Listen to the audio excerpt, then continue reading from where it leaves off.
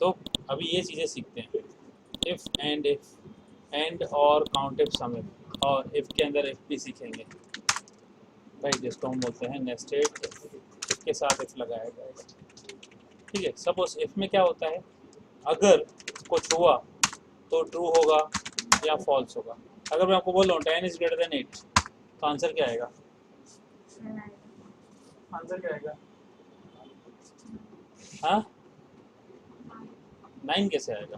देखो is equal to 10 is greater than 8, answer क्या आया? ट्रू। 10 इज ग्रेटर देन 80 तो आंसर क्या आएगा? तो यहाँ 10 कहाँ आया, 9 कहाँ आया? 10 इज ग्रेटर देन 8 होता है या नहीं होता है? होता है।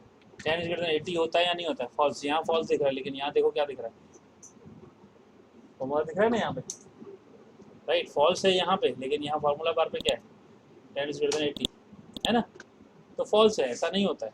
तो यहाँ पे ट्रू या फॉल्स, तो इफ में क्या होता है, इफ का मतलब ऐसा होता है, लिखते हैं इफ ट्रू तो क्या, यानी इफ में क्या होगा, एक्सप्रेशन लिखा जाएगा।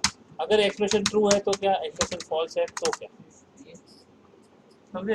एक्सप्रेशन का मतलब क्या है, अगर मैं यहाँ लिखता हूँ एंटर करो मार्क्स, मार्क्स यहाँ इनपुट करेंगे ना, 10 20 30 रैंड बिटवीन करा देते हैं, ठीक है ना, 10 से 100 के बीच में, तो ये मार्क्स आ रही है, तो रिजल्ट हम बताएंगे। ठीक है, रिजल्ट क्या आएगा, पास है कि फेल है, कब कैसे पता चलता है पास है या फेल है? अब ये पास है कि फेल है? फेल क्यों? 26 तो कब पास कब होता है? नहीं पास है। कैसे पास है? रैंक में आपने 10 की डाली थी और 100। तो ये 26 पे पास कैसे हो सकता है भाई? 100 में से 26 पास होता है क्या? तो यहाँ पे रिजल्ट क्या आएगा, फेल आना चाहिए, लेकिन जैसे 18 ये भी फेल, 11 भी फेल, 75 पास है ना, ये पास, ये फेल, ये पास, ये पास, ये पास है ना, ये फेल। तो जैसे वैल्यू बदल रही है आंसर बदलना चाहिए, तो पास कब होगा? जब हम होम में जाके पेस्ट को नहीं नहीं नहीं नहीं, पास की वैल्यू कंडीशन क्या है, कब पास होता है? कितने कितने में पास होता है? 35 या उससे ज़्यादा होगी तो पास होगी ना, तो कंडीशन पता है ना कि 35 या उससे ज़्यादा हो तो पास होता है, कंडीशन तो आपको पता है ना, पता है कि नहीं पता है? लेकिन मार्क्स नहीं पता ना कितनी होगी, लेकिन कंडीशन पता है कि नहीं पता है? तो हम यहाँ लिखेंगे इज इक्वल टू इफ, अब मार्क्स देखो क्या आया, एक्सप्रेशन यानी लॉजिकल टेस्ट।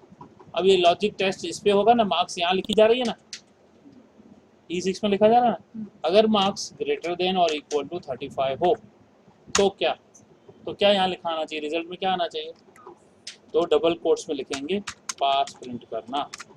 अगर हम कुछ नहीं लिखते हैं, ध्यान से देखना, अगर कुछ नहीं लिखते हैं तो कुछ आएगा ही नहीं, भाई क्या है, ठीक है, ऐसे देखा तो ये फॉल्स आया, खाली कॉमा लगाया, देखो फॉल्स आ रहा है, 27 फॉल्स है ना, कैसे फॉल्स है, 27 35 से बड़ा नहीं होता है, देखो फिर ये 0 क्यों आया, राइट, ये देखो ये फॉल्स आ रहा है, 0 मतलब ट्रू, यहाँ कुछ नहीं लिखा है, ठीक है, तो अगर हो तो क्या भाई, तो एक काम करो पास कर देना, तो क्या लिखना, पास लिखना, देखो पास आ रहा है, नहीं तो फॉल्स आ रहा है, अगर वैलिड है, अगर 35 से ज़्यादा है तो पास करना, और नहीं तो कॉमा करके फेल। अब देखो ये देखो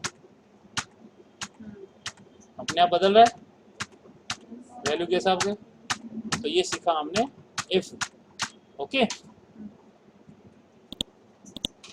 तो अभी ये कोई भी कंडीशन हो सकती है, अगर मैं यहाँ लिखूँ, अगर 0 लिखा है तो फेल लिखना, 0 से ज़्यादा हो तो पास लिखना। अभी जैसे ये देखो एग्जांपल के तौर पे ये एक शीट इंसर्ट कर रहा हूँ, ठीक है, अब हमारे पास एक स्टूडेंट है, राइट, इसका नाम है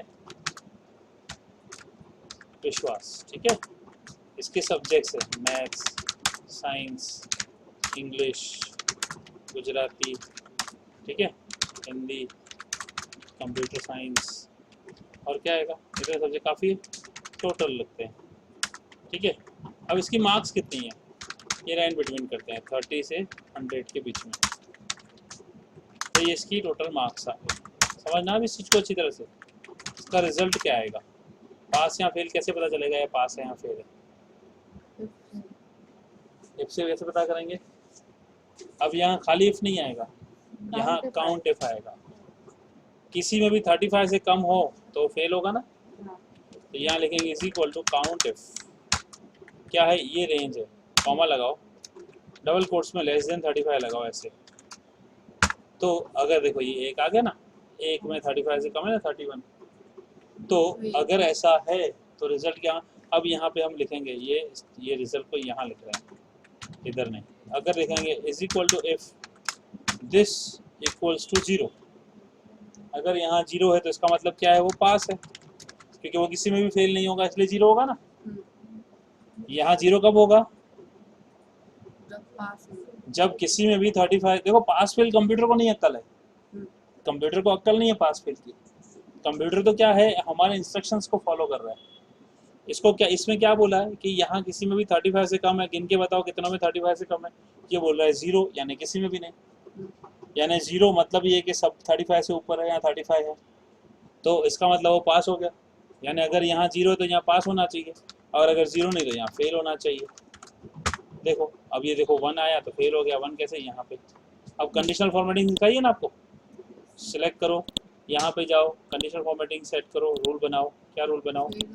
राइट, अगर यहाँ पे स्पेसिफिक वैल्यू बताएंगे that contain cell value less than 35, अगर 35 से वैल्यू कम है तो क्या करो, आप इसको बोल्ड कर दो, कलर रेड कर दो, इसमें वाइट कैसे भी चलेगा ना, कोई भी कर सकते हैं ना बेटा। देखो एक कमा आ गया, जैसे ही फेल होगा रेड में आ जाएगा, तो देखो नहीं है तो हटा देगा, और जैसे ही नहीं है वो पास भी आ रहा है। ऐसे ही यहाँ पे इसको भी कंडीशनल फॉर्मेटिंग करो, राइट, न्यू रूल बनाओ करो, राइट। क्या करेंगे, cell value that contain cell value equal to क्या, फेल, ठीक है ना। अगर फेल लिखा है तो क्या करो, रेड कलर कर दो, बोल्ड कर दो, ओके करो, ओके करो, राइट। अब ये देखो पास है तो कुछ नहीं, जैसे ही फेल होगा तो रेड कलर आ गया, और जिसमें फेल है वो भी हाईलाइट हो गया, ठीक है। अब देखो लेकिन ये 1 का रोल क्या है, ये 1 क्या कर रहा है, तो खाली काउंट कर रहा है, और ये 1 फिर 1 यहाँ से लिंक है, B12 ये है ना। अब इसमें क्या लिखा हुआ है, ये जो लिखा है ना इधर, इसको कॉपी करके अगर मैं इधर देखो ये B12, ये देखो B12 ये है ना, इसमें B12 को यूज़ किया कि नहीं किया, यानी देखा जाए तो ये एक आंसर दे रहा है, फिर इसके आंसर पे ये फॉर्मूला चल रही है ना। तो हम इसको मिक्स कर देते हैं, B12 में जो लिखा है ना इसको यहाँ से मैं उठा लेता हूँ, है ना, कॉपी यहाँ कट कर लेते हैं, कॉपी कर लेता हूँ पहले, फिर यहाँ जो B12 की जगह पे लिख दूंगा, B12 लिखा है ना, इसकी जगह यहाँ ये लिख दूंगा। देखो फिर इसका कोई काम ही नहीं है, देखो जैसे ही फेल होगा ये आ गया। अब इधर B12 की जगह हट गई ना, B12 में जो लिखा था ये देखो, राइट, वो यहाँ भी काम कर रहा है, यहाँ भी काम कर रहा है, तो इसकी ज़रूरत क्या है, हटा दो इसको, गायब कर दो इसको। ये सपोर्ट के लिए था, बाद में हमने इसको रिड्यूस कर दिया, यानी फार्मूला के अंदर फार्मूला डाल दिया, इसको बोलते हैं नेस्टिंग फार्मूला। समझ में आया? तो अभी आपने जो सीखा है, राइट, रिजल्ट कैसे बनेगा पास फेल का, ऐसे बनेगा, ओके। अब यहाँ पे साथ में हम ये भी सीख लेते हैं एंड और सम इफ क्या होता है, इसमें कोई डाउट है? मैंने अभी आपको इफ सिखाया, काउंट इफ सिखाया, और इफ के साथ काउंट इफ दोनों मिक्स करके सिखाया, ठीक है ना, राइट। अभी नेस्टेड इफ एंड और सम इफ सीखते हैं।